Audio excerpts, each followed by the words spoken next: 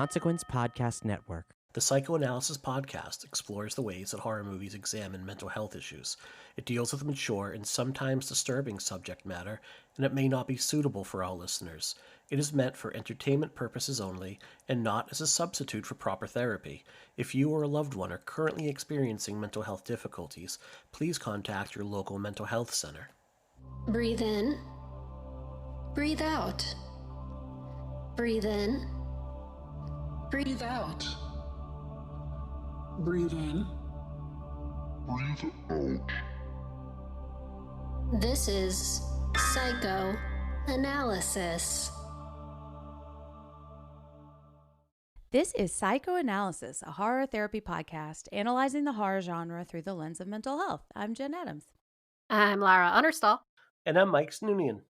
And we are joined by a special guest today. He is a writer and the co-host of the Watched Once, Never Again podcast, Dax. Welcome to the pod. Hello, thank you for having me. Oh, we're so excited. Yay. Yay. Love that pageant wave. Oh, Yeah, nice. no one can see my little pageant wave that I do at all times. Yeah. You can imagine it because it's glorious. So this is a comfort horror episode, and we define comfort horror as the scary movies that bring us joy.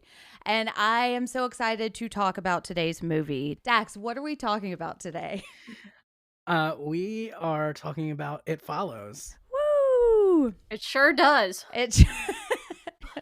I'm trying to I force sure some hope kind it of does. lots of talking follow. It's just not, my joke isn't, it's not working today. It's not, my humor is not following me. Are you following? Hey, No. See, that's what I was looking for, man. But before we dig in, we're going to give a brief spoiler alert, and you have to watch out because it could look like anyone. Ah! And it's slow, but it's not stupid. So, Unlike me. oh okay. I was going to say just like me. We're all on the same page here, folks. All right, what else is in the news? Today's synopsis. We open on a young girl fleeing from an unknown force. She drives to a beach. The following morning, we see her mangled body on the sandy shore. She's been leg murdered. Next. Not the leg murderer. I kept it in. I loved it so much. It just really made me laugh. Stupid. I love just leaving it. Just leg murdered. Oh, I'm sorry. It's not funny that death. Well, when you put it that way. That's true. Sorry. Okay, carry on. Okay. Next, we meet Jay, a young lady going on a first date with a dude named Hugh. They go to a movie theater. Hugh, acting shifty, asks if Jay can see a woman in the crowd. She can't, which makes Hugh visibly nervous. They leave the theater. Later on, Jay and Hugh have sex in his car, which is parked in front of an abandoned building. In the afterglow, he chloroforms her. She wakes up tied to a wheelchair inside the building. We've all been there. Yeah, I was going to say, yeah. If I had a nickel. Jay tells her she's cursed now. Awesome. As a woman who has had sex with men before, I can relate.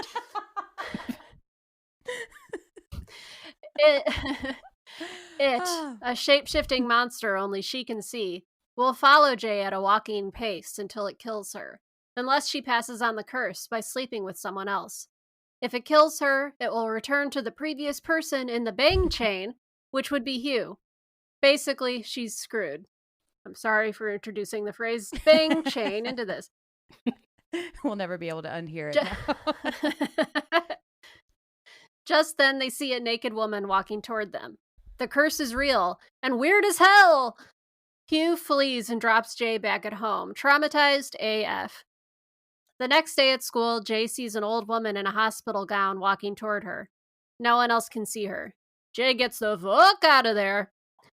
That night, Jay and her sister Kelly and her friends Paul and Yara decide to all spend the night in the same house to protect Jay. After the sound of breaking glass, Paul goes to investigate, and Jay sees a woman walking toward her. She's all jacked up and also pissing, which is extremely terrifying. She runs back to her friends, only to turn and see that the entity is now a tall and terrifying man right behind her. This sucks ass. Jay flees the house. It does. Jay and her friends have had enough. With the help of their neighbor Greg, they track down Hugh. They confront him and learn a little more of the story, but ultimately, there's nothing they can do. They drive to a lake house where the entity takes on several forms to try and kill Jay, including her friend Yara. After she shoots it in the head with Greg's revolver, but it still keeps on coming, Jay drives away and ends up crashing her car into a tree. In the hospital, Jay decides to pass on the curse to Greg by having sex with him in the hospital bed, which I'm sure is a niche kink that made several people happy when watching this film. Oh, Greg also doesn't believe that the curse is real, so it's all fine. Paul is sad about this because he clearly has the hots for Jay. But Paul caught a lucky break here, as Greg is almost immediately killed in a disturbing fashion. First, the entity takes on the form of Greg and enters his house. Then it turns into Greg's mom, half naked, of Which course, is and kills definitely Greg. a niche that makes a lot of people happy. Yeah, just based on the front page of any porn website, this is a more common one. Maybe not your own no mother, but yeah. No, it's always. Let's not pull too much Follow on that. Yeah, there's an account on Instagram called Sex is Cool that does some really funny comics, and there's some commentary on that there. Jay catches it having sex with Greg's dead body, which is frankly too much for her to mentally handle, so she once again flees and sleeps outdoors. Because why not? The curse is now reverted back to Jay. The next day, Jay undresses and swims out to a yacht with some nice young fellows. I'm sorry, saying that out loud was very funny. It's implied that she's going to pass the curse around, but it's unclear if that happens or not. Back on land, Paul wants to help Jay by sleeping with her and taking on the curse, but she says no. Friend zoned again! Jay and her remaining friends go to an abandoned swimming pool with a plan to lure the entity into the water and then electrocute it. Not sure why this will work when a gunshot didn't, but hey, it's worth a try. Jay wades in and waits in the water. The entity appears, this time in the form of her dead father, because this thing is a huge fan of Freud. Instead of going after her, it guesses their plan and starts throwing electronic devices into the water. Jay's friends fight back by shooting guns at it, but because none of them can see it, they're shooting blind. Paul wounds Yara, but she's okay. Finally, he seems to shoot it successfully, and they use the old throw a sheet over a ghost trick in order to target it. They shoot it again, and it falls into the pool. Jay, with her cursed sex monster vision, put the emphasis on the wrong syllable. Jay, with her cursed sex monster vision, not cursed sex monster vision, sees the pool fill with blood. Finally, the entity is dead. Maybe, they think. Back at home, Jay and Paul finally have sex, sealing his fate. But he drives to a rough part of town, and it's implied that he sleeps with a sex worker. No comment. We end with Jay and Paul walking down the street hand in hand, but someone or something follows behind them. Okay, I'll stop doing that. I promise. So comforting. Yeah. Comforting movie. It is. Yeah, it really gives you the warm fuzzies. Well, speaking of that, let's do our feelings check. This is when we share our first experiences with It Follows and how it makes us feel when we watch it. And Dax, I would love to hear why you chose this movie to talk about today. Well, one factor that went into my choice was that you already did one of my comfort movies, the first one that came to mind, which was The Descent. Oh, A lot of people don't understand why that's a comfort movie because it is very scary. I get it. I love it. But that's for a different podcast.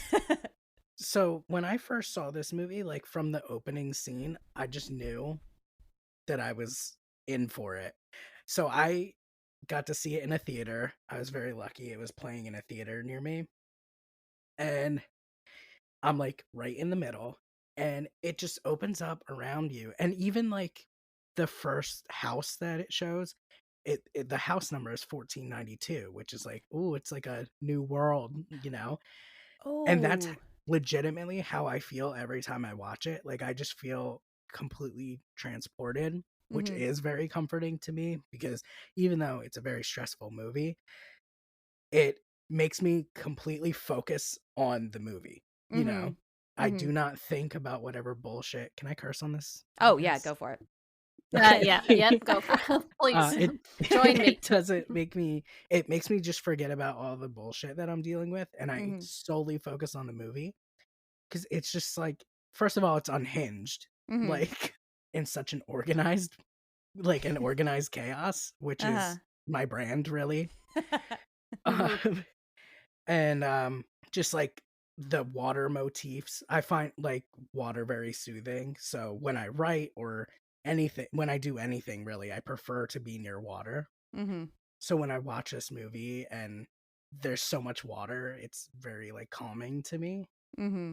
And then just like against the background of like that really terrifying music, it just makes my brain light up, Mm-hmm. and I just love it. Mhm. It's so fun. We'll get into it, I'm sure. Oh yeah. Oh, As I yeah. told you, I have a whole It Follows propaganda.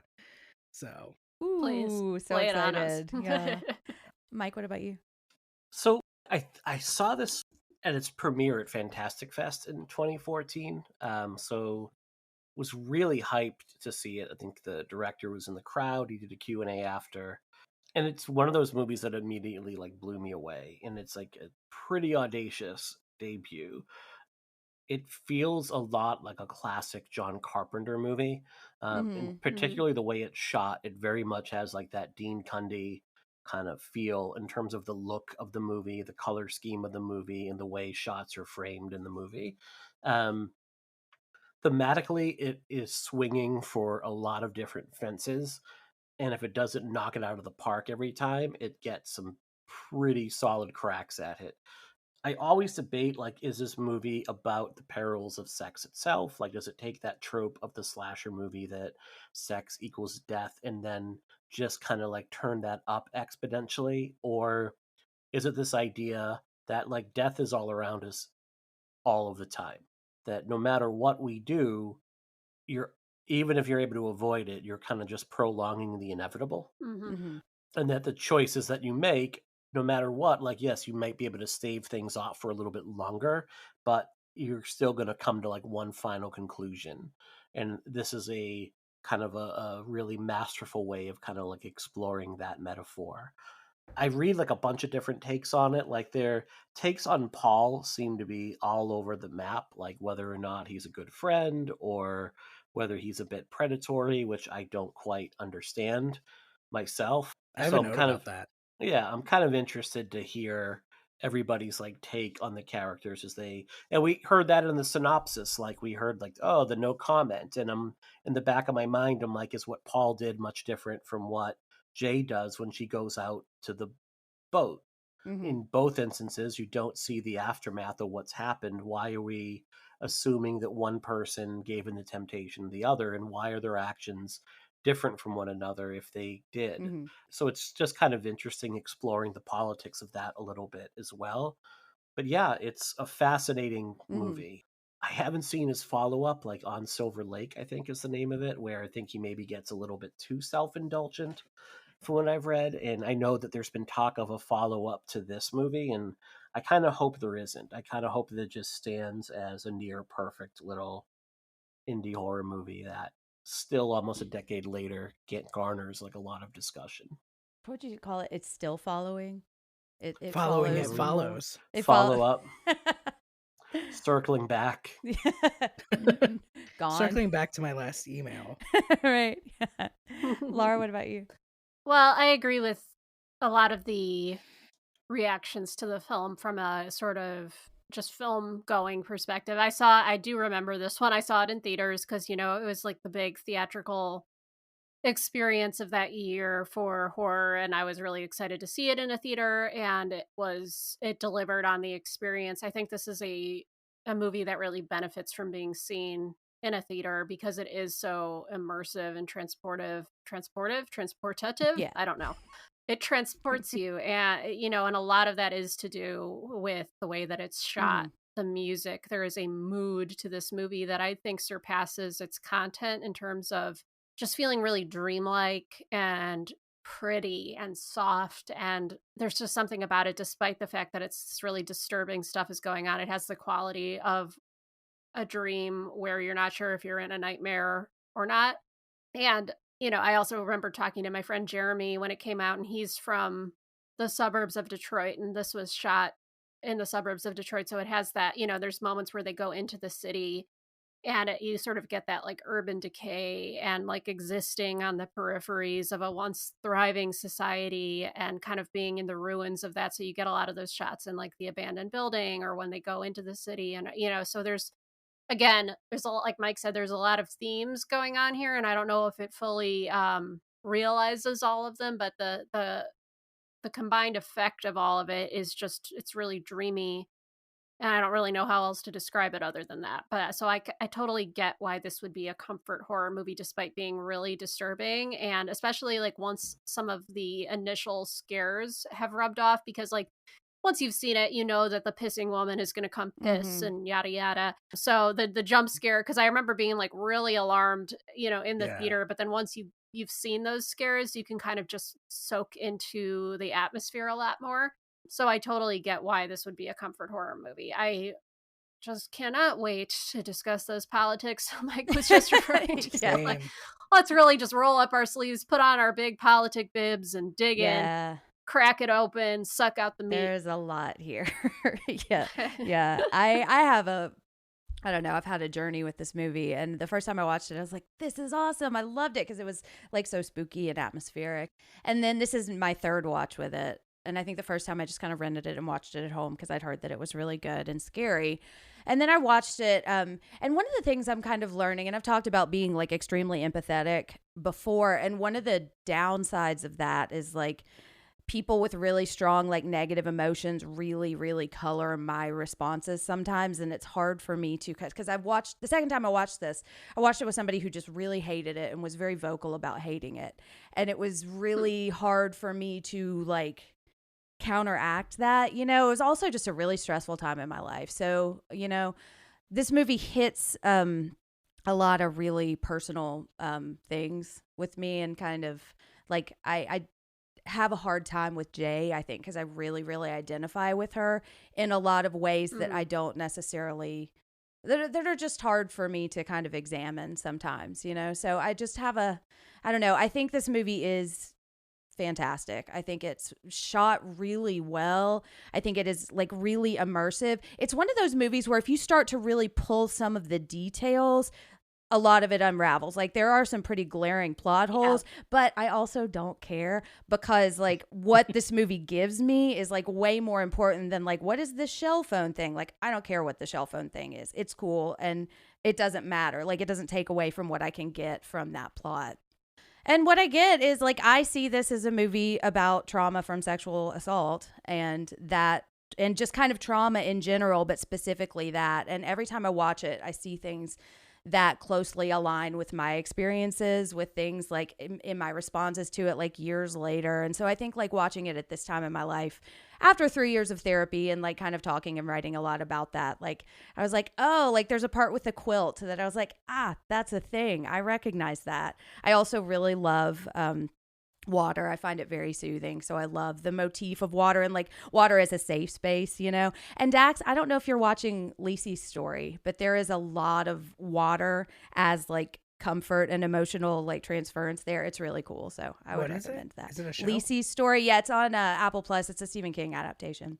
Oh no, I've never even heard of that. It's really good, but It is new. Yeah, I think it's like halfway through the first season. But yeah, there's a really strong water connection there of like using that as a method of unpacking like traumatic memories, which I think we kind of, I don't know if it's quite the same thing, but yeah, I also find water very comforting. And I've been talking a lot, and I think those are my feelings. And so let's so much of my propaganda, by the way. Oh yeah. Well, yeah, okay. So let's dig into the movie. And Dax, would you like to start off with your propaganda? I would love to hear it. Yeah, it's not so much propaganda. I mean, to that point, I think a lot of people do take a lot of issue with this movie because they can't figure out where they are. They can't figure out what time period it is. So I find that interesting because even you touched on the like little clamshell phone, which everybody wants apparently. It's cool. Yes, it is so really cool. It's very vaporwave. Yeah. I just think that's all part of it. I don't know if I consider that a plot hole or even an issue because I think it's all purposeful because like you were saying before, it's so dreamlike. You're Mhm. and like in a dream, you don't know where you are. Mm-hmm. I don't know where I was supposed to start. I just started with that. Oh, I'm not sure. Where should we start? We could talk about how, I don't know. I feel like there's a lot of big things we could talk about. Yeah, we have a lot of threads here. I mean, I'd be curious. You mentioned Dax like sort of agreeing with Jen on her overall take on it as sort of a metaphor for trauma and trauma from sexual assault specifically. I'd be curious to hear a bit more about that because I think that, I mean, is obviously a theme of the film is sexuality and consent and all of that. So, and I sense that might be along the lines of what you were thinking. If not, please correct me right now. No, that is what I was thinking. Actually, a lot of people fight me on that because they're like, no, it's about, AIDS and that's it. Like, and yeah, like every Right. other movie, there's so many things it can relate to. Right. Like, It can. Yes, it The doesn't. great movies give you more things to like tap Exactly. into your own personal things. Yeah. Yeah, and I think that while that is it totally fits, I think it's almost too simple. Mhm. But like you, I mean, we should note that the director, David Robert Mitchell, he has said that it's like based on a dream. This movie's based on a dream that he had. Makes And sense. I don't think that it actually has like a solid meaning, Mm-hmm. but he put it in the world and now I get to decide. Exactly. So, Yeah.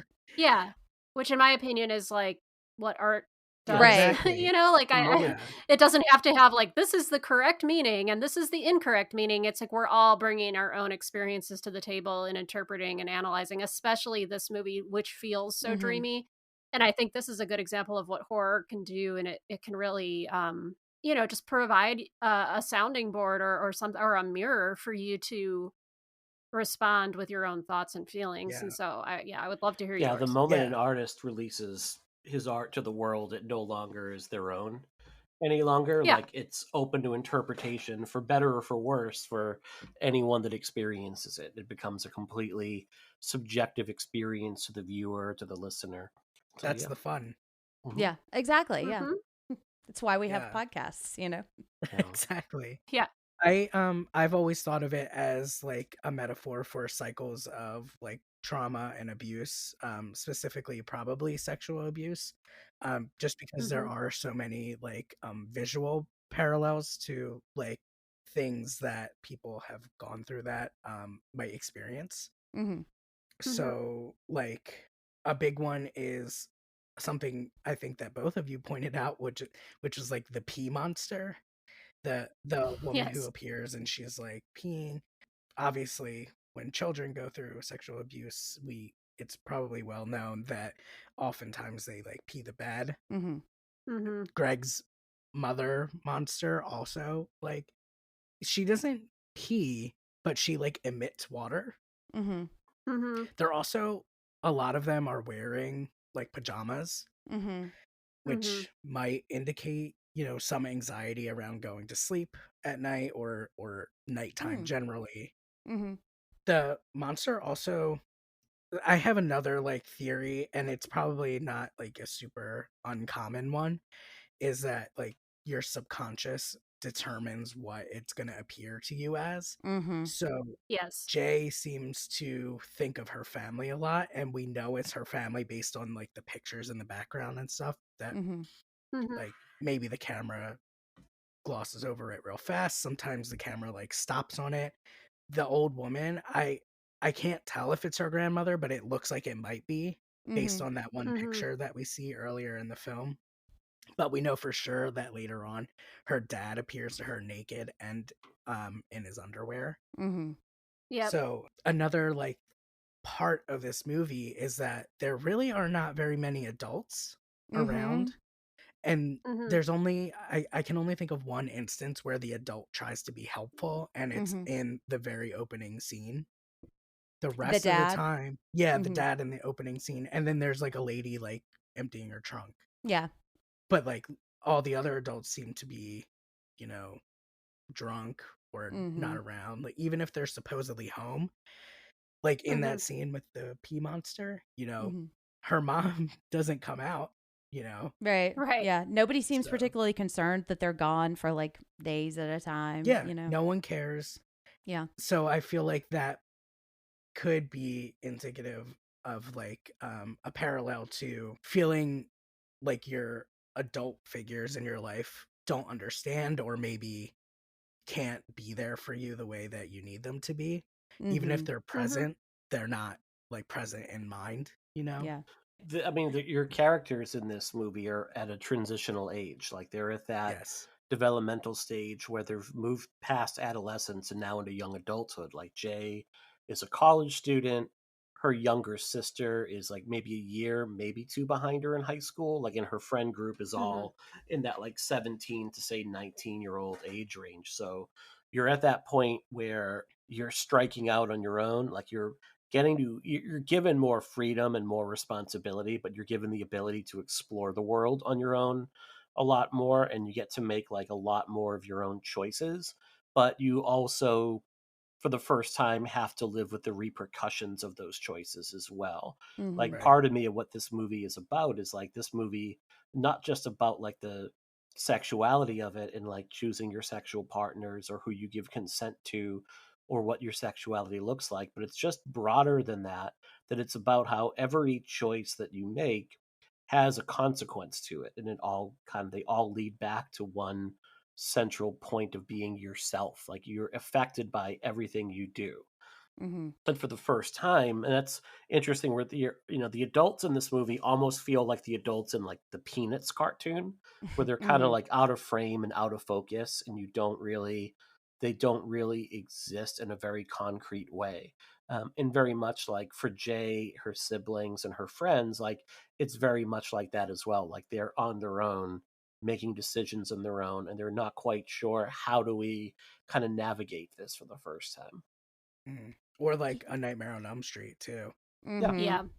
Yeah. I was just thinking because we just covered Nightmare on Elm Street for another comfort horror, so I was thinking of that. But that movie is very much explicitly themed on your parents can't Yep. help you at some point, Yeah. you know. Whereas this feels, I mean, but it definitely reminds me of it. It's the same kind of like inevitable, like once this thing has set its eye on you, you can't escape it. And it also is like, don't go to sleep. This isn't explicitly about sleep and dreams, but it feels like it Mhm. is, Yeah, you 'cause you're know, so the vulnerable. things you do at night, whether it's sex or Right. otherwise. Well, and I think like there's, speaking partly like historically and partly for myself, like with an older generation, when we're talking about things like sexual assault, there was a big kind of misunderstanding of what that actually is, and like conflating like this is the generation that would be more likely to ask what was she wearing, you know. So there's this element of like, even if you could go to them, they're not going to be supportive. So like there is no safe adult because,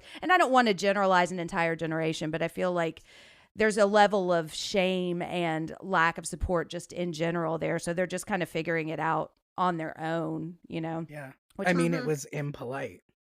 Exactly. Yeah. It's like, Those scare quotes there. Which, I mean, and this movie opens with, I mean, you can definitely say that Jay is assaulted by Mhm. Hugh, even though she does have consensual sex with him. It then becomes something not consensual immediately after. Yes. And I think a lot of people from that generation would say like, well, she just slept with him, I don't Right. get it, you know, or Right. whatever. And that's a common Yeah. misconception, as evidenced by the fact that these things are just becoming illegal. Yeah. You know, like there's Even now, yeah. there's such an argument. Like people argue over whether or not that could be considered like sexual assault. You mhm. know, like Mhm. in the movie. I mean, Right.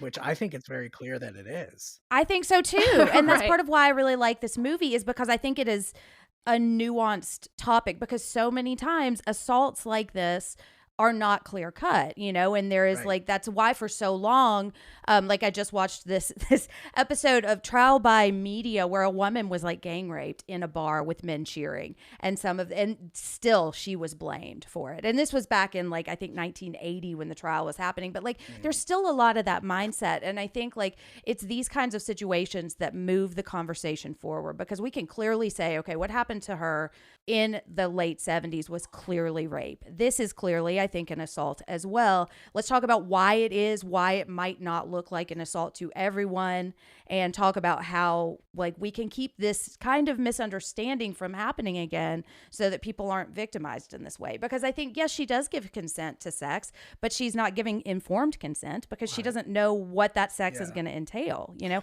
Even if nothing happened afterwards, like it's still, I believe, kind of an assault, you know? Yeah, that was kind of part of what I wanted to bring up too with Jay and Hugh is that yes, the sexual part is consent. Like she obviously is open to sleeping with him, but he doesn't give her the full picture. And part of being able to give your consent is also, it doesn't mean that you have to disclose like your complete sexual history, like every time you sleep with a person. But if there is like mitigating circumstances that could affect the other person, then you kind of owe it to any new partner at that point to say like, hey, these could be the potential side effects or consequences, and then allow that person to make a decision.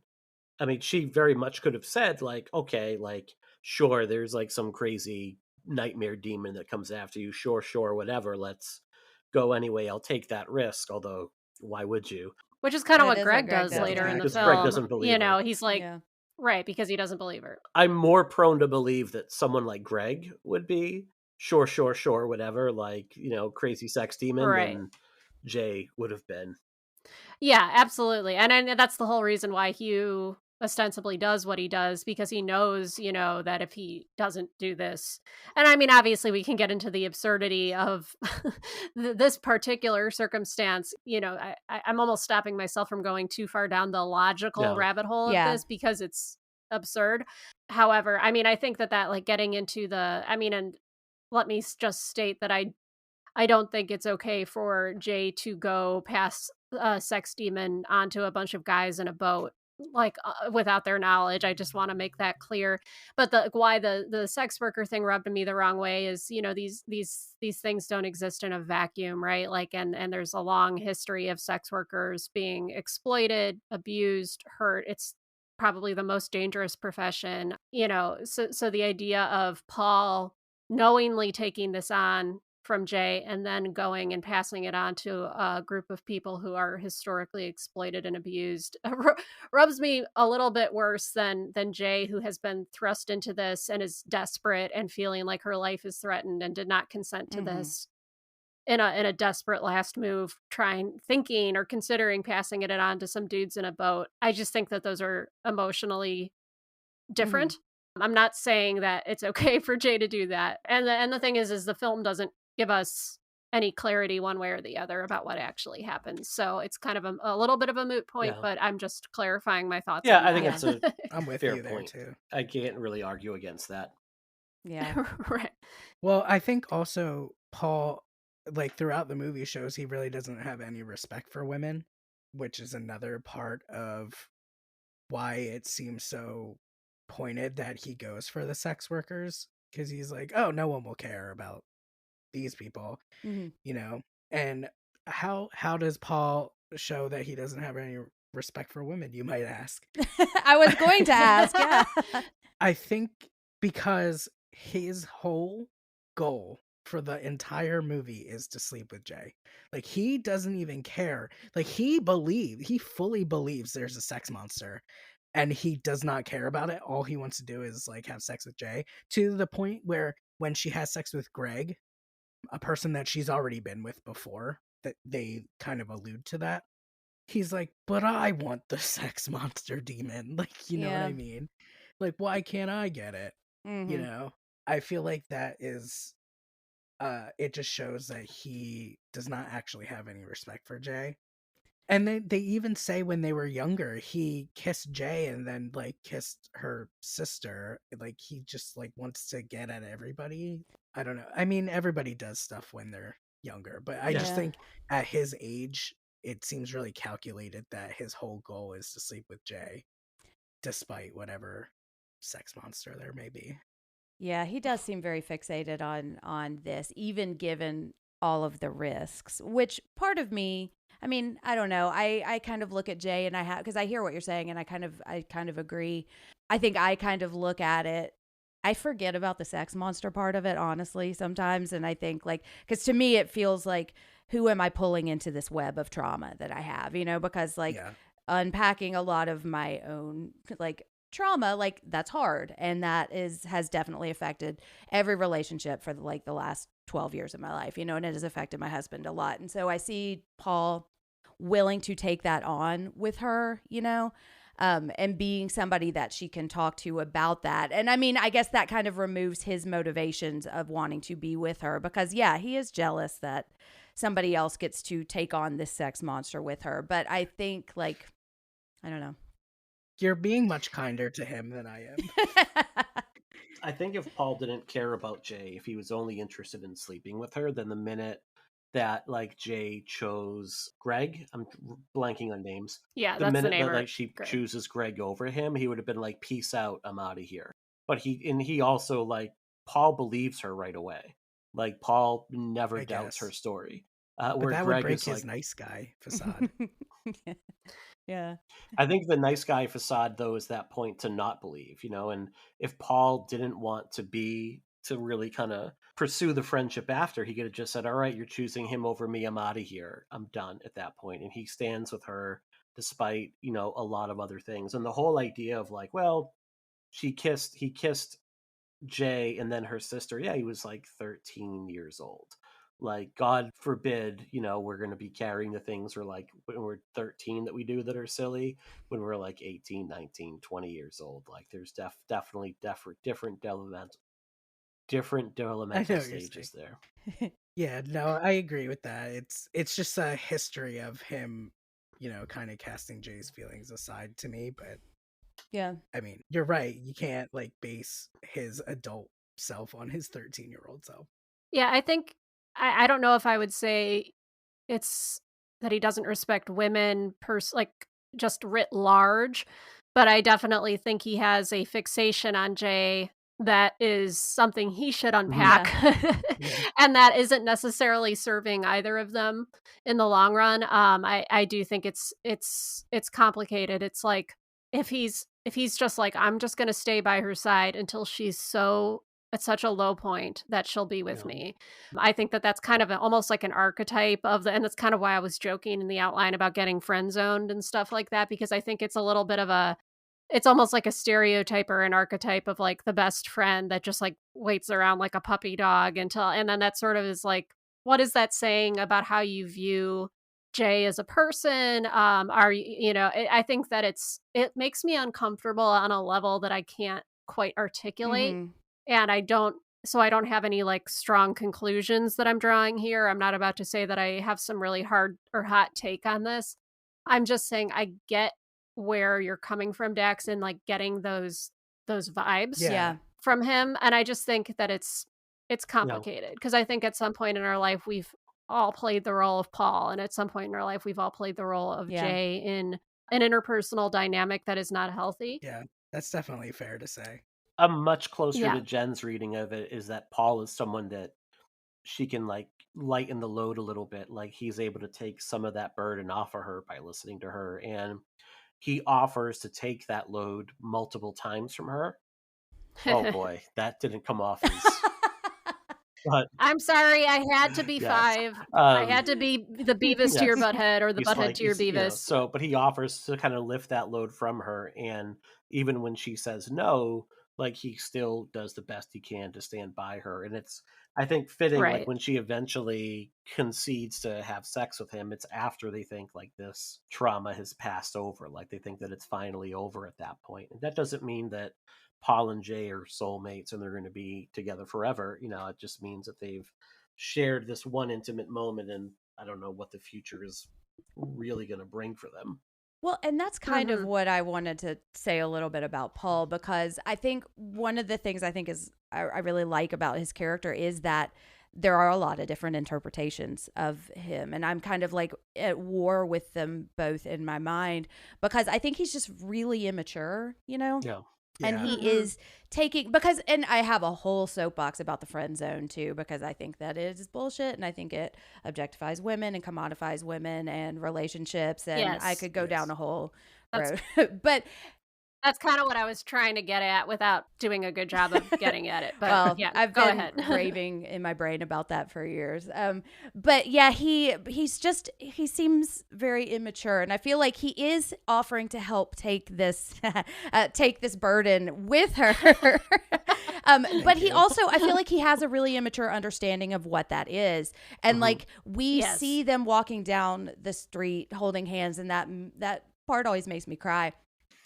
But we don't see the next day, and we don't see the next month, and we don't see the next year. Like when this thing comes for Jay, how is he going to respond? And we don't see how he responds in that way. And like the moment in the bedroom, I can't remember the actual words, but he does try to kiss her without asking if he can kiss her, which I mean, I feel like a lot of people don't realize that you can ask for consent to kiss people, or that is something that you should ask for, you know?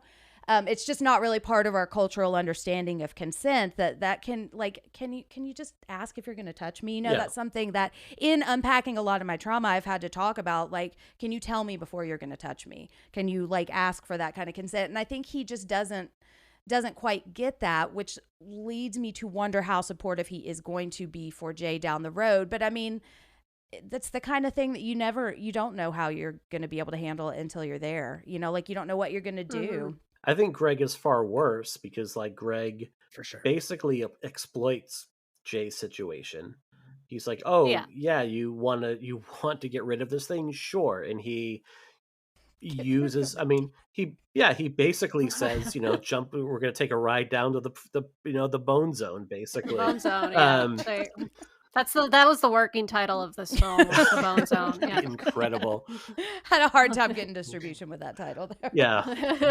So it's just that he exploits Jay at her lowest point and takes advantage of her. And you see Greg throughout the movie, like with other women, and that's fine.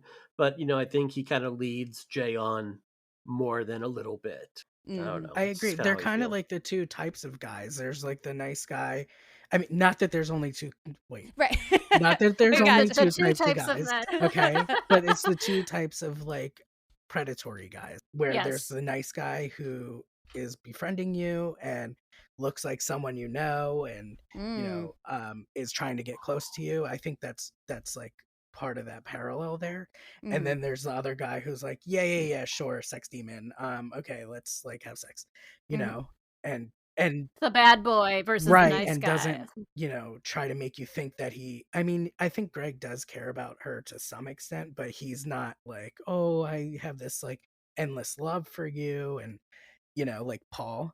And I did want to just clarify, like, they are young, but like I'm watching it through my adult eyes, so I just don't like it. Like, I rebuke it. Yeah, there's this form of criticism now where everything is either the best or the worst. Like this person, this person is a complete black hat, and there are no, like, every person has different shades to them. Like we all have things that we need to work on. They're all ways we need to improve, but we all have our strengths as well. And I just hear this a lot on so many different shows where it's like, oh, well, this character is the absolute worst, and here is why. And it's just like, can we maybe kind of like dive a little bit deeper? And all the characters exist in like this gray area, because a lot of them do things that are not okay. I mean, like you were both saying, like Jay also does some shitty things too. Even just sleeping with Paul, knowing that she's going to give him this sex demon thing, that's shitty. And I think, as an audience, of course, we've all been in the gray area, morally speaking. We've all, like you were saying before, we've all been the Jay, we've all been Paul. Probably some of us have been Greg. So, yeah. And some of us have been the sex demon, which is I still am. something I'm going to reveal to you all now. I dressed Anyway, as a sex demon for Halloween last year. Well, and in which form? Ooh, wouldn't you like to know? Well, and speaking of characters that are all or nothing, can we talk a little bit about Hugh? Because I found him more sympathetic this time watching it. And I mean, I know, yes, he does some terrible things, and I think we could compare what he does to what Paul does and to what Greg does when they're faced with this same threat. But I found myself thinking, like, what should he do? Like, what is the right way to handle this? Like, should he just die, you know? And I'm not making a moral judgment on that, because I think we can agree, like, passing this on to someone else is wrong, because, you know, you are sentencing them to the same kind of torment. But I mean, should he just die, you know?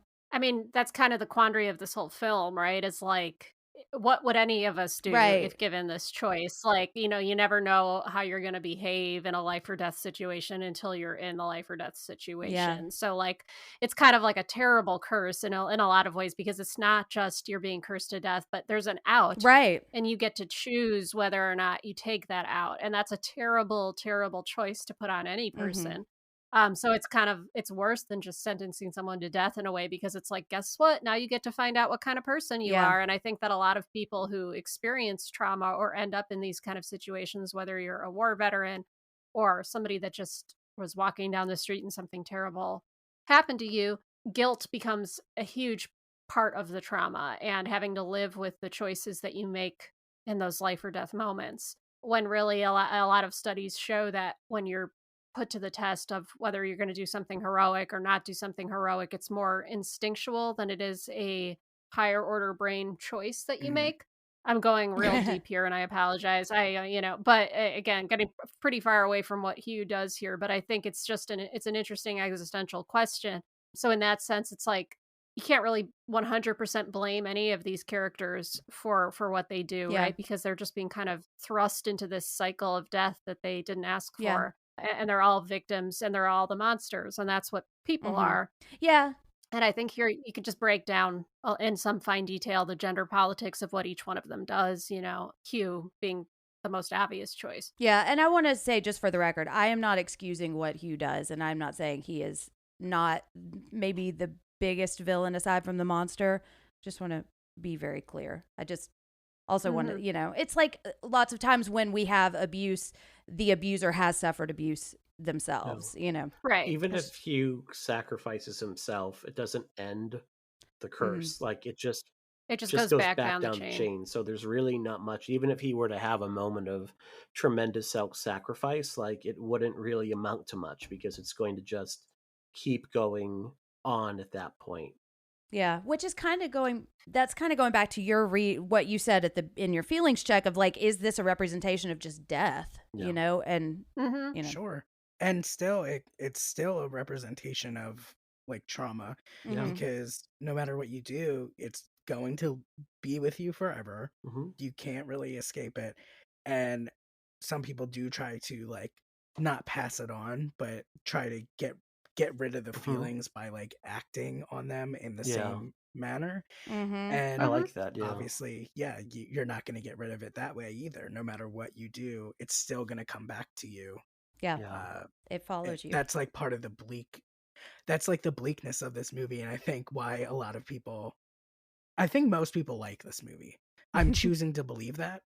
But I think that a lot of people do have a problem with bleak movies generally, and I think that's probably part of why people are so turned off by this movie. No pun intended. But they just don't like, you know, that inevitability. Right. And I think, like, if you set out to make a movie about trauma and came to this conclusion, I would push back on it a little bit and be like, there are things you can do to mitigate the effects of your trauma and take care of yourself. And there's, you know, especially now, due to the work of some of the most fabulous people that ever walked this planet, lots of new therapeutics and ways of addressing trauma. But that isn't what this filmmaker set out to do. This filmmaker set out to bring a nightmare to life, which he did very effectively. And I think it's a really interesting thought exercise. And it's a testament to its power that you want to read all of these experiences into it. That's how I think, you know, you're looking at good art. Right. Hi, it's Jen with some real talk for a minute.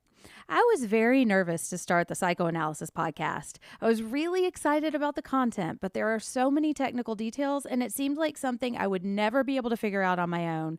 I was really doubting myself, and my imposter syndrome kicked in big time. Luckily, Anchor was there to help. Anchor is the easiest way to make a podcast. First of all, it's free, and it can help you start making money right away, which is awesome.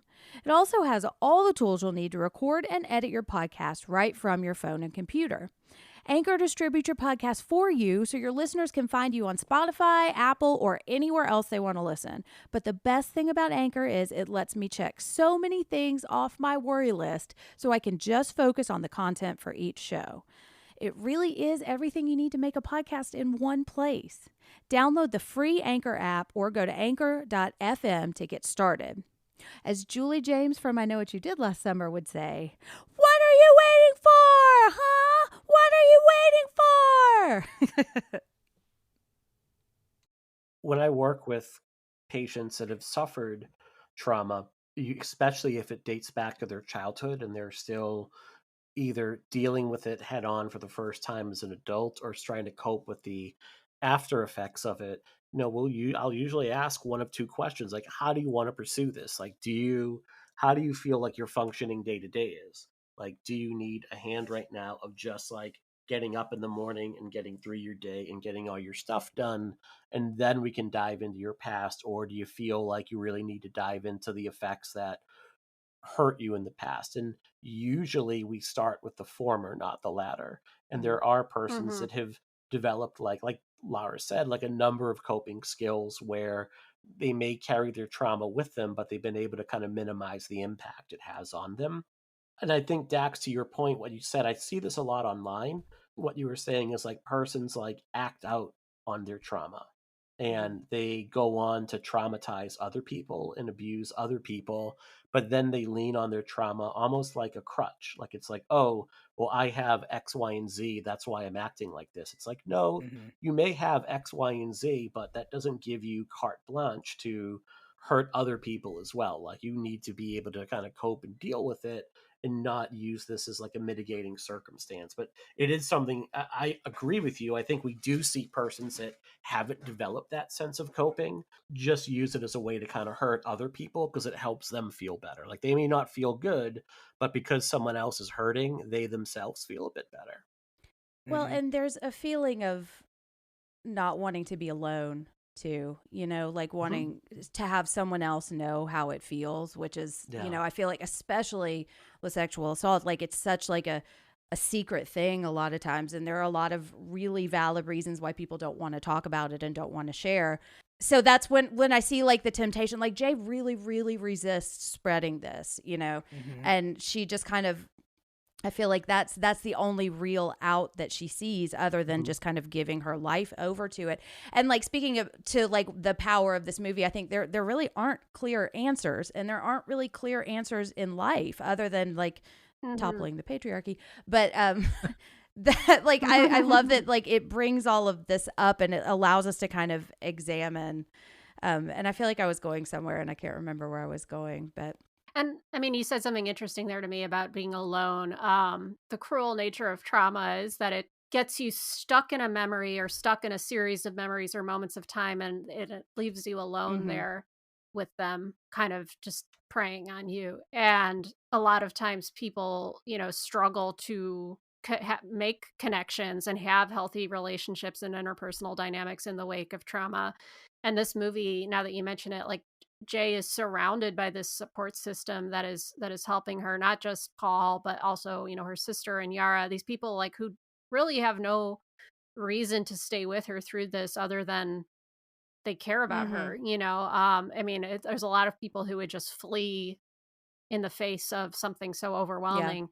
I don't really have a conclusion that I'm drawing here, but I think that is definitely a theme in this movie, is that like the way that your trauma will like track you down and isolate you and break you down, and the potential benefit of leaning into a support system and having people that help you through it, but that's a double-edged sword, and it can be very hard to engage with people in a healthy fashion when you are experiencing or have experienced trauma.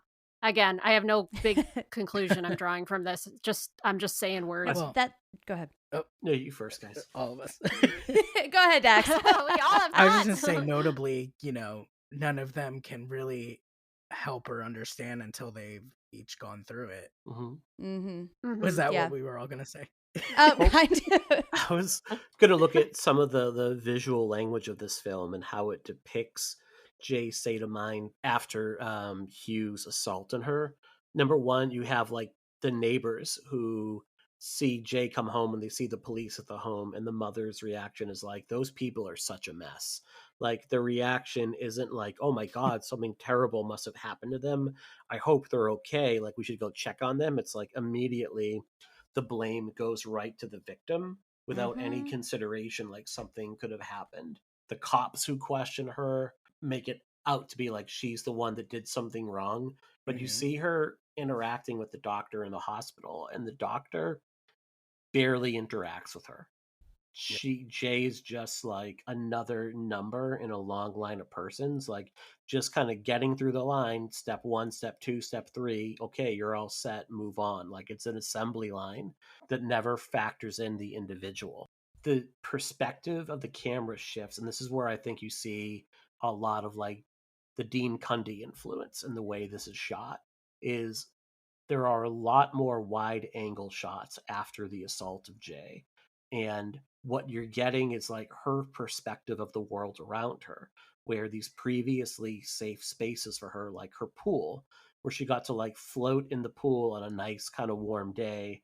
And when the two like 10-year-old boys are kind of like peeking in on her, at first she's like, Yeah.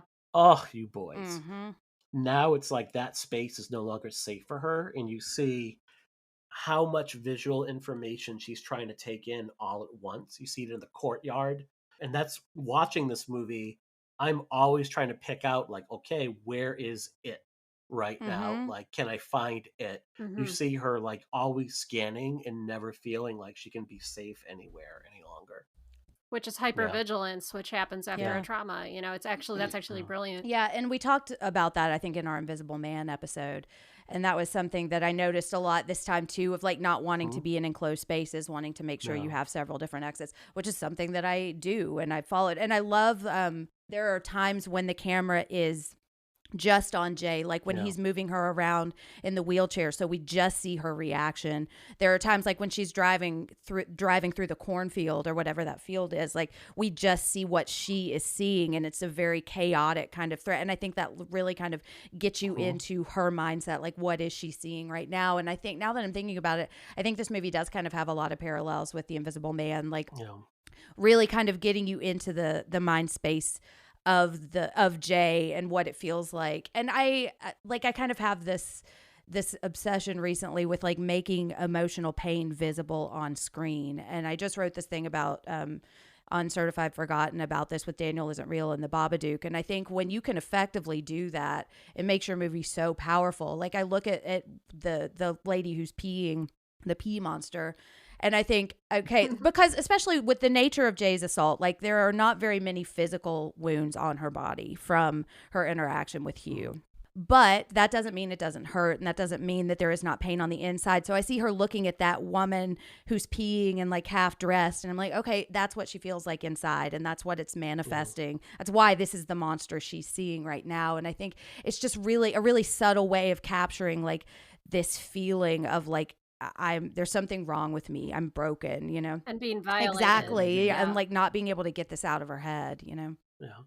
There's the moment too, like in terms of like visualizing someone's pain on screen, when they're all sitting in a half circle with Hugh and he's kind of explaining like the history of the creature, like Jay's half listening and she's arranging these like really thin blades of grass like around her knee, and it Mm-hmm. very much looks like little vertical slashes, and it Yep. kind of Mhm. gives that visual representation of her cutting herself. And Mm-hmm. cutting and self-harm more often than not it's not about wanting to injure yourself, and it's not necessarily about like having suicidal ideation, but it's about having an outlet, because like the emotions you feel inside are so overwhelming and so traumatic that in order to distract yourself from them, you create physical pain.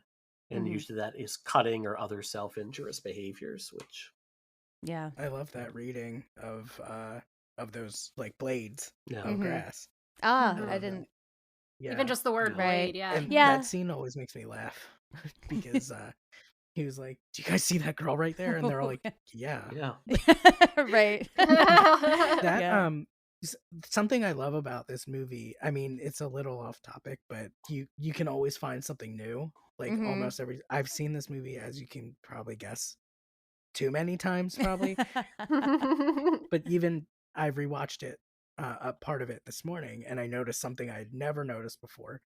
And it was you know that gorgeous shot of the house, the abandoned house where the kids like go to investigate Hugh, Mhm. Mhm. and Jay turns around and looks at that other house behind it. I never noticed this before, Mhm. but there's a person there watching her, and it almost looks like Hugh's Oh. mom, who she sees when she first like contracts it.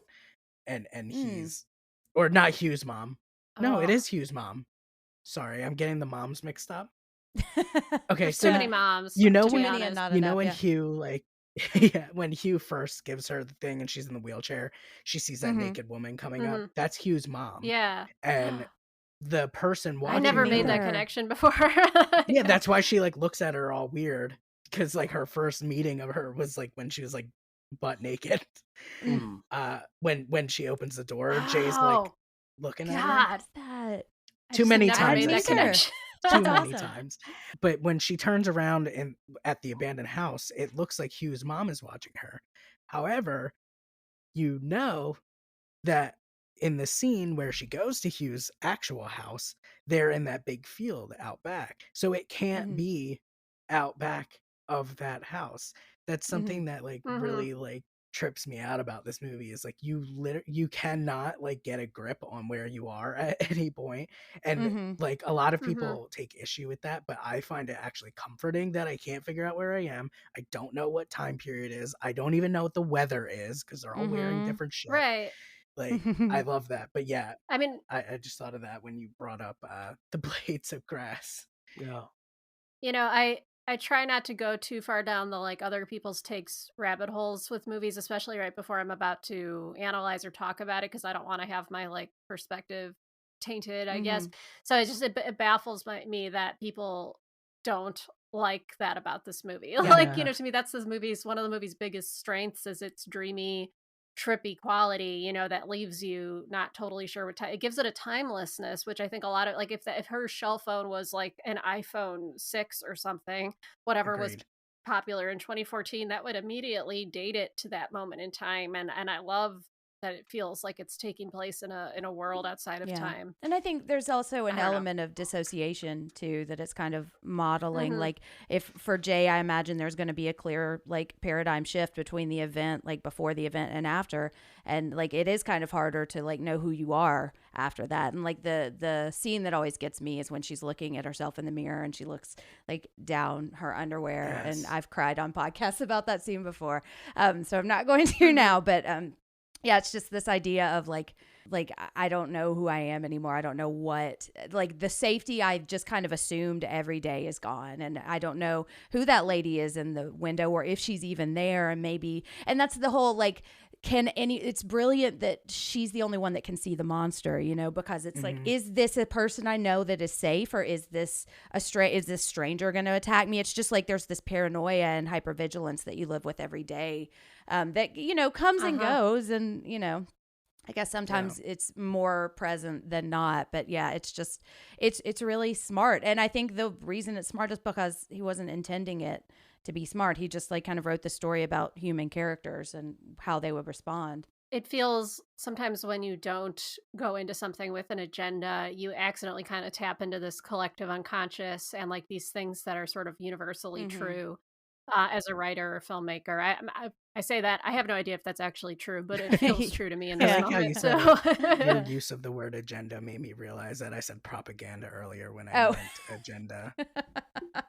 well, I took it as tongue in Yeah. cheek. But also propaganda. No, I thought you were going to be like, I have a point of view and I'm going to sway you to my Yeah. I stand side, by it which is how then. I interpreted the words of propaganda. Yeah. Yeah, I think it works. I what you said about how people like take issue with the timelessness, it's so strange to me because they take that as like a plot hole, like, or Mhm. like the movie breaks its own rules. But like The movie doesn't have any rules. Like Right. dreams don't have rules.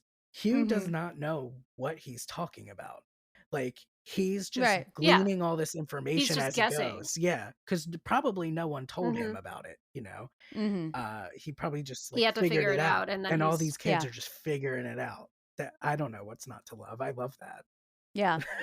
yeah. I just if it tried to apply too much logic to itself, it would just suck. It would take Yeah. all the air out of it. Yeah, Like, I Yeah. so don't- many people have anyway. said that to me, and I've heard people say that. They're like, "Oh, well, there's no like, the movie doesn't follow its own logic or its own rules." I'm like, "What rules, bud? Right. Where? Yeah, Rules like, where?" it's life, man. Life doesn't have Exactly. rules. Also, it's a sex monster. Like, this isn't Yeah, real. yeah. calm Well, down. that's Yeah. fine. We're all Yeah. fine with that part. Exactly. But you have a Right. problem with the whatever, like the Yeah. 10 TVs stacked Mhm. on each other, and they're all playing like black and white movies. Like I Right. don't understand. Yeah. Squares, nothing but squares. Sorry, if you out there are listening to this and feel like a square, I did not mean to alienate you as a Yeah. square. You just- It's just how I feel. I didn't mean to yell about rules. Oh no, you're fine. There's certain rules when it comes to talking about it. Follow. Well, it's funny. The thing that stood out to me this time that I hadn't noticed before was that "Who would you trade places with?" game. Which I Mhm. think. Oh, Love that always yeah. stands out to me. Because I feel like that moment is the one that always makes me want to Mhm. cry, because I also want to feel like a child that has like endless possibility in front of them. It's something I think about constantly. Yeah. Yeah, and like just I think that's a response to trauma a lot of times. Like, oh, that person's happy. I wonder what that would be like. I could just trade places. Right, And it's right. interesting that Jay brings that too. Like, it's not something that he brings up on their date. It's something she brings. And I wonder if he's like looking at her thinking, okay, maybe she's somebody who could actually fight this and give me some time. I mean, I think he probably still would have enacted his plan regardless, but Maybe that's why he decides to give her a heads up about it and not just leave her Yeah, to it the could be. wolves. Well, actually, it's in his Uh-huh. interest. Never mind, I take that back. It's in his interest for her to, because otherwise it comes Yeah. back to him. I take it all back. Did he try to give it to the person in the first scene? Was that like who she was sleeping with? Is I that think that implied? Because I she's- feel like there's a picture of them. Yeah, like at the high school photo, I think Yes. it's implied that that's her. I don't know how explicitly that's ever stated, but yeah, that's the reading I got, which just makes me really sad for her, Yeah. I mean, what an 100%. opening. That opening is just, speaking of like, you don't, like, I love how the POV of I'm sorry, maybe POV is not the right thing to say in this movie. The point of view of the camera, like shifting around, because we're looking at the camera and she's just circling it and we don't know what the monster is. And I love the shot of her looking like she's sitting on the beach and she's looking at her car with the red lights, and we just don't know. Yes. Like, we think Yeah. something's going to come, but we don't know what it's going to be. It's just gorgeous. And then that hard cut to the like her Yeah. body mangled. death. Like, yeah, that's a Like big one. Murderer Strikes Again. Mhm. Like Yeah. murder. Yeah. Yep. I love all those shots of us not seeing the monster. That's so great. Even in the movie theater, Mhm. that's such a like weird, disorienting, like creepy scene because we can't see what Mhm. he's seeing. Mhm. And they're Yeah. just so many fun facts in just that scene alone. Yeah. Isn't that the theater where they Evil Dead premiered? I heard. Is it? I think so. And they're Really? watching Charade. Drop all the trivia. Yeah. Oh, that's cool. Oh, yeah. I could With see the that. little organ. I'm really all bad with goes like film together. trivia. Yeah. So whenever I'm on Halloweenies, I feel like a Oh. moron because they're just like fonts of Stop. trivia. So drop all the trivia on me. That's all I got for now. Oh, okay. That's I fine think too. Well, I kind of wanted to talk about emotional intimacy, if we can, because I see that as something that that comes out. And because if you look at, like, she has 3 different partners in this movie, and I think you can see like a trajectory of her relationship with sex based on what has happened to her. Because when she's with Hugh, it's like this really kind of loving relationship, and she's like looking in his eyes and like kissing his face and like. What do you mean, Paul? No, Hugh at the beginning, like in the car. Oh, at the beginning. Yeah. Like Okay. when she's having sex Okay. with Hugh, like it's like this really tender, sweet moment, if you don't know what's going to happen after. And then she's just kind of talking, and he like climbs on top of her, and you think it's going to be like round 2 or something. And then it's not at all. But, and then later when she's with Greg, like she shifts her eyes away, and it's like, I'm waiting for this to be over, and that, not to give too many details away, a lot of this like kind of mimics a lot of the a lot of my recovery from stuff. And then when she's with Paul, the thing that I noticed about the quilt was she has a quilt over her the entire time, and you can't even really tell what she's wearing, you know? And it's been a response that I've had, is like really feeling really cold and exposed, you know, and just wanting to, like, even if I'm starting to feel more comfortable doing things, like I still, it's just so funny how it mimics that, you know, without being intentional about it, you know?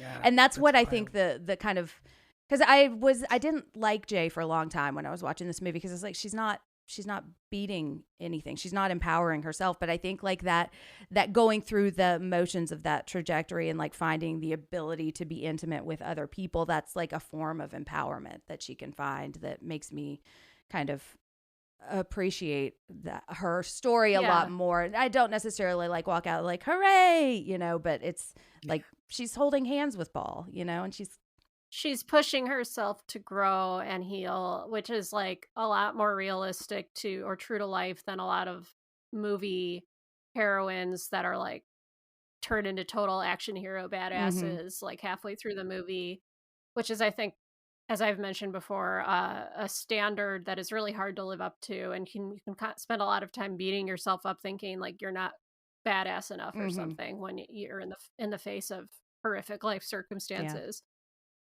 I love that reading. I always took her looking out the door as like she's trying to see if like the monster is coming, but I like that reading a lot more. It supports, sort of disengaging. It further supports the sexual assault like reading of the whole movie. Yeah. Eye contact is terrifying in a lot of ways. It and is. I found like kissing is a very intimate, emotional thing. You know, it's a way of connecting with people that is very personal, and like you're not sharing just your body, like you're sharing like this intimate part of yourself, you know. And I think like the thing that struck me on this, and kind of going back to the who would you trade places with thing, like there have been a couple of times that I've asked Corey, like, do you wish that you had married someone else? You know, do you wish you could not have been pulled into this, like, I think of it as like a web of trauma, you know? And he always, of course, says no, but it's just one of the, like, you just have to get through it. And you have the time where you like looking, eye contact is something that you work on. And then when that starts to feel more comfortable, you work on something else, and then you take another step. And it's just like having somebody that's there with you to kind of be like, okay, it's okay that like, I understand. I don't know. I don't want to get too personal, but like, you know, it's okay to close your eyes right now. It's okay to not look at me right now. It's okay. You know, so that's, I don't know. Yeah, it's trust, and it's like I was saying before, trauma is isolating, and it makes it hard to trust and have those kind of healthy dynamics with people. And like all of these things you're describing are incredibly involve an incredible amount of trust and intimacy. And as someone that has experienced trauma, that can be just really hard to achieve. So taking those baby steps are actually like huge accomplishments. They may not look like a lot to the eye of a camera, or to if some creepy person is watching from the corner of your room, which I hope is not the case. But, you know, it may not look like big movements, but it's actually moving mountains inside of you. Which I love when like a movie can show that, you know? When Laura said that you were looking at the corners of the room, you actually looked up because your ass was thinking Toni Collette, and I know it. Yeah. It's always She just lives like in the back of my head. Yeah. Well, I have this door behind me, and Jen is always like, "Is the Babadook behind the door?" Because I have like a coat hook on the back of this door, and it creates like a little shadow. It honestly you know? does. Even the hat too. It looks like it's wearing a tall Yeah. hat. Yeah, it Like looks the little Babadook fingers. is back there. Sorry. I'm not Yeah. gonna freak you out. I'm Don't sorry. make it worse. I know. Well, that's all I think about now, because it's just the way I've wanted to like flip this office in the way that it's arranged, but this carpet makes it really hard to drag all the furniture around. Oh, yikes. I may, before the summer is over, rearrange this whole office so the Babadook isn't behind No, me. I You're kinda gonna like embrace it the now. Babadook. He can be a guest. Hey, you want to come on? Hello. Okay. That's right. I'll never do that again. Well, on that note, and now it's time for an uplifting moment.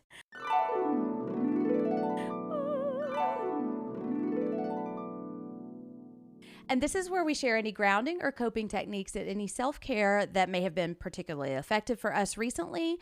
Grounding and coping techniques are the little tips, tricks, mantras, or practices that help us get through the tough days and moments. And self-care is anything that makes us feel good or feel better. And I painted my nails today, and I normally don't because like I just guess after having kids, like I couldn't keep like, you know, there's also like when you paint your fingernails, there's a substantial amount of time that you can't do anything with your hands, you know, and I am right. I know I'm hardly ever not like typing or folding some kind of laundry or something. And so it was nice. Like while I was watching this movie today, I did my nails and I just sat and I just watched it, and it was really nice. So not only do like they're pink, you know, so it's like a nice little thing to look at, but also, it was a nice moment of just doing one thing that just kind of a mindless thing. So that's mine. I love Anyone it. else care to share? I have this stupid journal with lettering in it and calligraphy. Like, I think I've talked before about doing lettering, but it's like you just trace some of it. You trace these stupid mantras or phrases with these 2 types of pen, and it teaches you 2 different styles of calligraphy. And then there's a little blank space where you can practice and write other little mantras. And I've been going through this pretty heavy duty therapy program and coming to some very intense emotional conclusions. So it's a lot, you know, to be going through. But sometimes I'll just write down some little thing that's been occurring to me that I find helpful, or like I hate the term mantra because it makes me feel like a 1970s hippie, like somebody that's like getting into like wellness in the 1970s. But nevertheless, whatever you want to call it, I'll write down a phrase over and over again that I find is like something I can use as a touchstone when I'm feeling really overwhelmed. So I've been liking doing that. Nice. Water off a duck's back. Yes, water off it. Exactly. Jinx Monsoon style. Speaking of water and all that. I just, I regularly see my therapist twice a month. Love her. She is actually a big fan of your podcast. What? Oh, Really? Yeah, she's a horror head. Oh, wow. You found the best therapist. Wink, I wink. really did. I really did. gosh. I'm I'm not self-conscious about that at all. That's what Mary Beth said too. Yeah, and besides that, I do very short meditations like throughout the day, not every day, but on particularly stressful days. I am a fan of the 90-second meditation. Sometimes I like to do longer ones, but I haven't really had any time for that. So those are what I do. And then I do bad stuff like go to the record shop and buy 5 records at a time. So Sometimes you just have to buy 5 records. sometimes you just have to buy 5 records. Yeah. So for me, it's been more try to take care of my physical health. Like I just got my knee operated on, so I'm going to go put it back up. Your uplifting moment is it's literally uplifting my leg onto a few pillows and continuing to watch movies in bed today. This is the only thing I'm getting out of bed for today is to record. But even before the surgery, hitting the gym pretty much every day since school has gotten out, watching what I ate. I took my daughter and her friend to a theme park the day before surgery, which maybe doing 10 miles on my feet the day before knee surgery wasn't the best idea.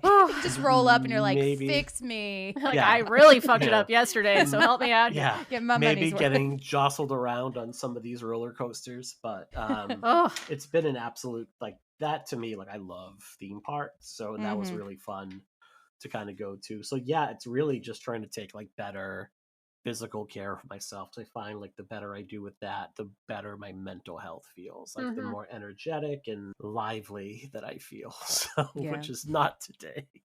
Well, ups and downs. Yeah. And today's a down. Yeah. Well, we want to hear from you. Do you have a phone in the shape of something whimsical? What would your fake name be? And what season is it right now? Or what's your grounding and self-care, or just what's on your mind? What is the sexual disease that you've passed on to a partner? Yeah. What is your letting them favorite know. sexual disease? Oh, yes. Just know these answers will be public. So Be careful. Share what at you your own share. discretion. Yes. You can answer these questions questions, and more by following us on socials at PsychoAPod. And you can also join our Facebook group, the Psychoanalysis Podcast Support Group, which is a private and moderated space to share about things we talk about in the episodes or anything else that might be on your mind. And you can also email us at psychoapod@gmail.com if you want to share anything privately. Maybe not about your I mean, Please I don't don't know. email us and tell us about your venereal disease. None of us are medical doctors. I don't know what we would do with that information. Don't share it with us. Yeah, just Sorry, I wanted brought to. it up. Oh no, No, you're I'm just we fucking were all around. thinking it. I will share it with your mom. Oh. Mike. And if you have a spare moment, please give us a rate and review on Apple iTunes. I'd share the information, not the disease. Yes. Oh, yes, please review us. It helps us. And give us 5 stars even after everything we just said. Right, exactly. It really helps other people find the podcast, and it just makes us feel better. And thank you to those of you who have already left us reviews. It really means a lot to us. Yeah, very quickly. So we have a Patreon that is up now. So if you go to patreon.com psychoanalysis podcast, we have 4 different tiers, 3 tiers for every month, and then a special $50 tier where a select number of listeners are going to be able to kind of choose the topic in one of the movies. But we have bonus content at every tier, including some stuff we're going to record like right after this as a way to say thanks for everyone that contributes. Your contributions go a long way to helping us, get all of the materials we need to make this show actually happen. And we're really grateful for that. And I want to give a shout out to our latest Patreon, Vanessa, who has Vanessa. just signed on at I believe starring Anthony Hopkins as Hannibal Lecter level. So Nice. Thank you so much for that. And we just posted our first bonus show, which is a treatment plan for the children of Elm Street, as well as a look at nightmare disorder and lucid dream therapy. Ooh, awesome. Exciting stuff. And I mean, when I say that, that's fun. Yeah. Our homework question for this week is, what is your favorite curse in a horror movie? So make sure to look out for that. I've been posting those on Saturdays. So what's up next for us? Well, our July theme is phobias, and we talked about Jaws last time. And I think this time we're going to be talking about a much smaller beast, though just as scary. And though this is a serious topic, I think this is going to be a more fun episode that I'm pretty excited about. We are flying the slithery skies and talking about 2006's Snakes on a Plane. We had to give ourselves a break, and we had to give all of you a break, and we decided to do that via Snakes on a Plane. I know. I am sure that we'll find a way to have tears during the episode. Somehow I'm gonna cry. I'll be like, I remember that time my grandfather whipped me across the face with a gardener snake or something. Was it Whacking Day? Memory. No, he did used to throw light bulbs at us to share it with another. He Yeah, would you chase shared me and that my story. cousin. Yeah. Well, you kept saying things about your grandfather, and I was like, your grandfather sounds awful, Mike. He taught me to read, but he also would steal tips from waitresses and throw light bulbs at us. So And people that's can be 1 for more than 3. just one thing, you know? yes, Yeah, gray areas. We contain multitudes. Papa was a weirdo. This Snakes on a Plane episode will get me to finally watch that movie because I've been afraid because I have a phobia of snakes. Us too, apparently. Really? Oh, yeah. Yeah, I think I'm Yeah. the only one that's seen it. I've never seen Snakes. I was going to watch it last night, and then I didn't get around to it. And here we are, still having not seen Snakes on a Plane. In theaters, baby. I don't know what that Brave. says about me, but I guess we'll find out in the next episode. Yeah. We are a member of the Consequence Podcast Network. You can find us there along with some other great pods by going to consequence.net. And Dax, where can we find you online, and what's coming up next for Watched Once, Never Again? You can find me on Twitter at DaxyBobbin. I guess check the show notes for how to spell my name. Yeah. We'll post links, yeah. Thank you. And at Wona Podcast, that's obviously for my podcast. Watch Once Never Again. We are covering some really disturbing shit coming up very soon. But for anybody who may not listen, we aren't trying to traumatize you or anything. So we'll kind of briefly go over the plot of the movie and then kind of just dig into why it's disturbing rather than, you know, recite the disturbing shit. Mm-hmm. Other than that, I don't know if I'm at liberty to say very much about it, but I would follow at Transploit Book or is it Transploit Book or at Transploitation Book? I think it's at Transploitation, but I will post that link. Thank you. That's exciting. Just a little hint for I'm very intrigued. something there. That's an exciting project, so I'm really excited about that. And I will say, if you like our show, you will love Watched Once, Never Again. I feel like you're kind of approaching. Yeah, it is, and I don't find it exploitative at all, even though you're talking about some really upsetting movies, and it's great for me because I'm too scared to watch some of those movies. Yeah, same. Thank you so much. I finally watched The Golden Glove, so I'm looking forward to listening to your episode on that. Oh, thank you. Yeah, that was a movie. It's a hard movie to sit through, so I really like hearing other people kind of discuss those movies.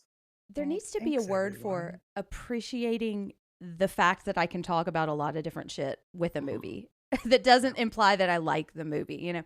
I don't know. I feel like there must be a word for that, but I don't know. But It's probably German. Probably. They've got a word for everything. Speaking of which. Yeah, we always say we watch the disturbing movies so you don't have to. Which I love. I think that's such a fantastic idea because I have a long-standing habit of finding lists of the most, quote, disturbing films and then reading the full Wikipedia article on everyone and then not watching the movies. So totally. Yep. Yeah, I've done that for many movies. Yeah. Yeah, we're the sick individuals. My wife reads Wikipedia articles about movies as we're watching them, and I hate that so much. It drives me like, why are you doing this? Just watch the movie. That's so funny. There's safety in It's Wikipedia. not, though. It's not funny. I know so many people who do that too. We're sick and we like to watch them, and then we get upset and we're like, why are we upset? Yeah. Well, and you know, your co-host Mary Beth is going to be, this is a spoiler for our next episode, she's going to be joining us for a comfort horror episode as well, coming up very soon, which I'm very excited about too. So yes, definitely make sure to check out Watched Once, Never Again, because it's a great show. Mike, where can we find you? You can find me on Twitter at Mike_Snoonian. You can find my other show, The Pod and the Pendulum, along with Lindsay Travis, wherever you get your podcast. And I've done a bunch of guest spots recently. You can find me on Certified Forgotten, talking about Sweatshop. You can find me on the latest episode of Grumpire, where we talk about Toy Story 3 and Spider-Man 3. And I go full in on why Spider-Man 3 is a masterpiece and Toy Story 3 is lesser Pixar. Not bad, but lesser Pixar. I am in the minority there. It's basically a redux of Toy Story 2. And you know what? Spoiler, they were never going to burn those fucking toys in the incinerator, okay? That was not going to happen. Do it, you cowards. And then I just recorded with Bloody Blunt Cinema to talk about The Last Exorcism and the Exorcism of Emily Rose. And I've got an article in the latest issue of We Are Horror talking about post 9/11 horror, like the kind of rise of torture porn and how that confronted audiences with what we were doing to others overseas. So you can find that if you're a patron of like We Are Horror. So there you go. Nice. Laura, where can we find you? Well, you can find me on Twitter at Underalls, UNDERALLS. Much like, and you know what? The movie is setting me up for this. I have no choice. It's much like the panties that you just find ripped and covered in piss. After, no, you know what? I'm going to stop. It's at Underalls, UNDERALLS.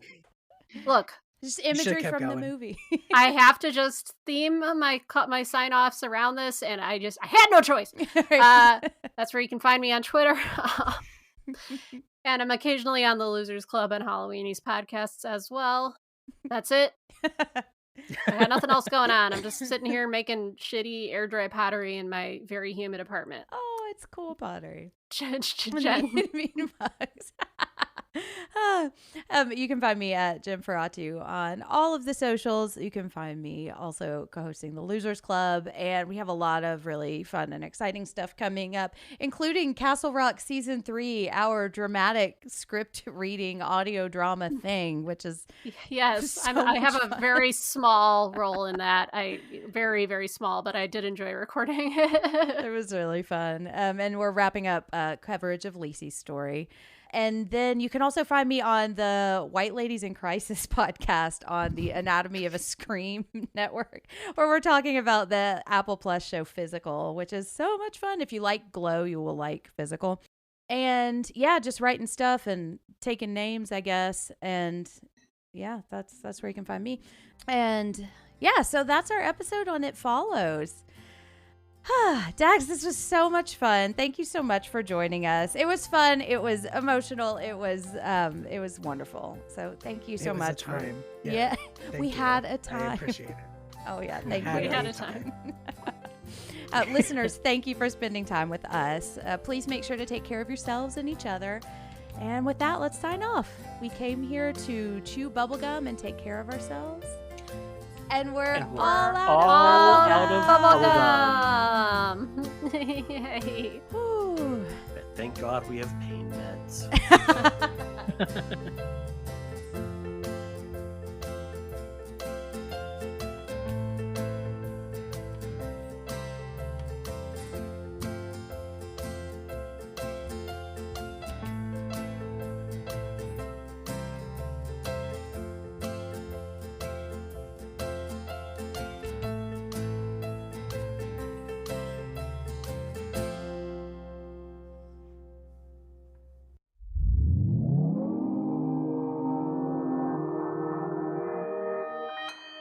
Consequence Podcast Network.